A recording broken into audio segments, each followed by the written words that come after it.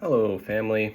I'm recording this one early, and I'll figure out when I post it, but we've been texting about the presidential debate, and I don't know, as we were talking, I got to thinking just about systems in general and how generationally there's something new generationally, people who are young enough that they've had the internet and video games and all that stuff their whole lives. And I was thinking about it, and there's all sorts of downsides to the internet, for especially for young people, in your developmental years. But one of the things I was thinking was that there's a lot of, like, there was originally with video games, people were saying video games are violent, they're going to teach your kids to be violent, that kind of stuff. But something that some people recognize, but not, it's not very frequent, is just like how much people learn new thoughts and concepts from, media in general, but in this case, my thinking is video games, but the internet as well, is like there are a lot of games that are like shooters, right? First person shooters, that people say are violent, sure, but there's also like city builders and simulation games and building games and social deduction games and, every game you can think of under the sun. There are even games where you build games. And so if you think about it, like, there are things that kids now, with access to, say, something like City Skylines, right? That's a video game where you build a city and you have to manage, like, your residential and your industrial and your commercial, and you've got to, even things out. You have to tax people, you have to build different services, you have to manage traffic flow, all that kind of stuff. And if you think about it, while it's not like a perfect simulation, it does wildly open up kids' exposure to things that they would not have exposure to.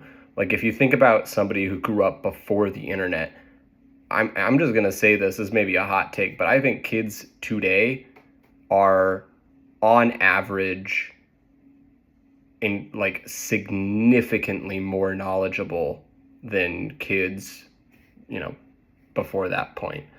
And that's partially just on account of being able to have all of the information in the world at your fingertips at any time. And I'm sure there are things to be said that, like, we're at an attention deficit, like our kids who grew up with technology have shorter and shorter attention spans. That, I think, is true. And there are other issues, with being exposed that young to that, to the internet and that type of media. That's all true, I think. And maybe that injures some people's ability to process information well.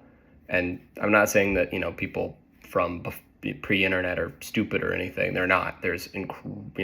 Throughout all of history, there are incredibly intelligent people, always, and there are also incredibly stupid people always. But I do think that on average, and this is just the case for human development, that the internet really changed the ages at which some developmental milestones happen. So, like, I don't know, just learning in general, right? Like, before the internet, like, you could not talk to anyone in the world anywhere at any time. You couldn't get any piece of information that you're looking to know.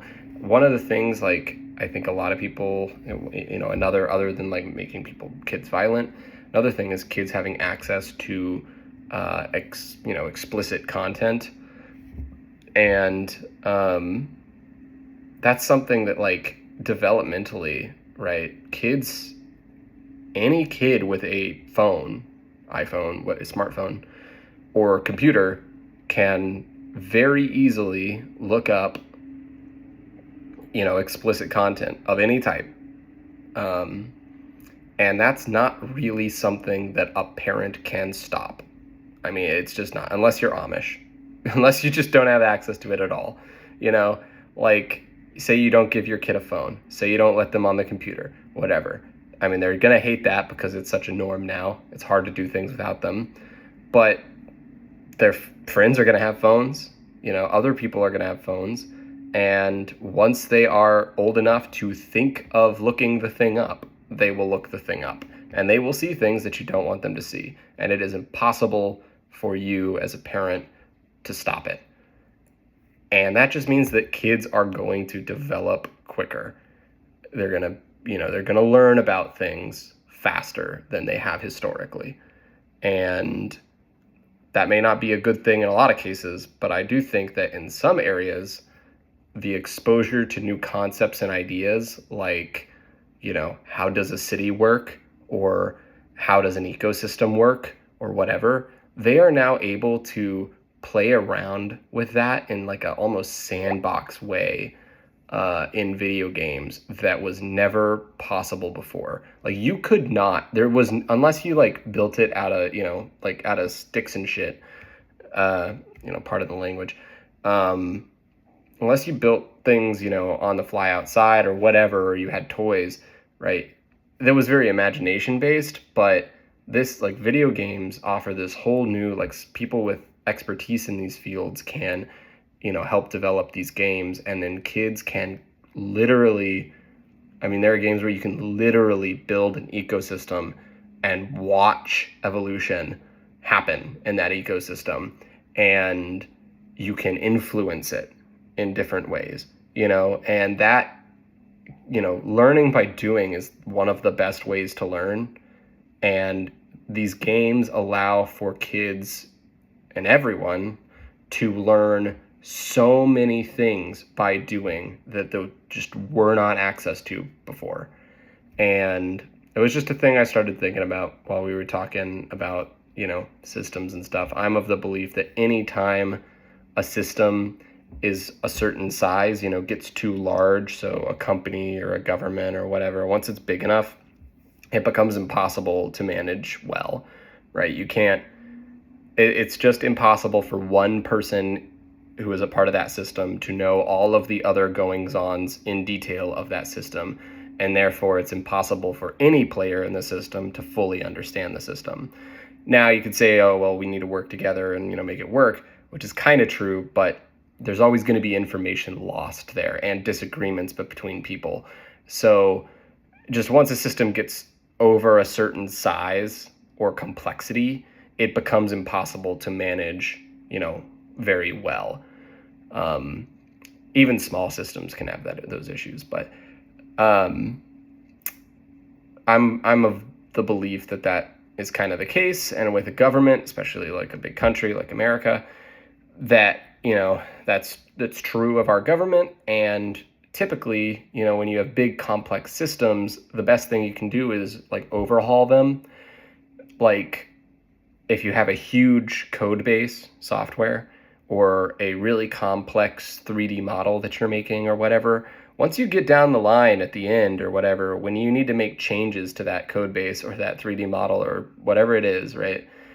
It's very hard because you set up your structure early, but you didn't know all of the problems you were going to have, right? And so your code base is not laid out or made in a way that is, makes it easy to make those changes because you didn't know that you were going to have to. You couldn't have known. There's no way of knowing all of the issues that might come up. And so a lot of times, in modeling or software or whatever, the way to get the best end system and to incorporate all those changes is to take the original system as a template or a reference and to rebuild the whole system from the ground up, and to, as you're building it, account now for all of those changes and those things that you didn't think of before, because then you can structure it in a way that is clean and followable. Eventually, more problems are going to come up, though, and you're going to have to rework the new system, too. And each time you do that, each time it gets more complex, it's harder to do. But I don't know. I think an overhaul is probably well do.